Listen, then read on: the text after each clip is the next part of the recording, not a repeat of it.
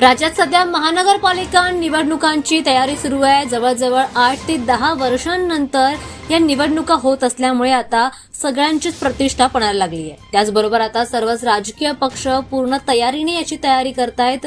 या निवडणुकीमध्ये सध्या लाडक्या बहिणींना लॉटरी लागण्याची शक्यता दिसून येते। मुंबई आणि पुणे महानगरपालिका निवडणुकीसाठी सर्वच राजकीय पक्षांनी अनेक लाडक्या बहिणींना उमेदवारी दिली आहे। आता पुणे महानगरपालिका निवडणुकीसाठी सर्व राजकीय पक्षांनी आपल्या लाडक्या बहिणींना उमेदवारी दिली। त्यानंतर आता फक्त आरक्षित वॉर्डमध्येच नाही तर खुल्या वॉर्डमध्ये सुद्धा लाडक्या बहिणींना निवडणुकीच्या मैदानात उतरवल्याचं पाहायला मिळतंय। तर मुंबईत 879 तर पुण्यामध्ये 350 महिला निवडणुकीच्या मैदानात उतरलेल्या आहेत।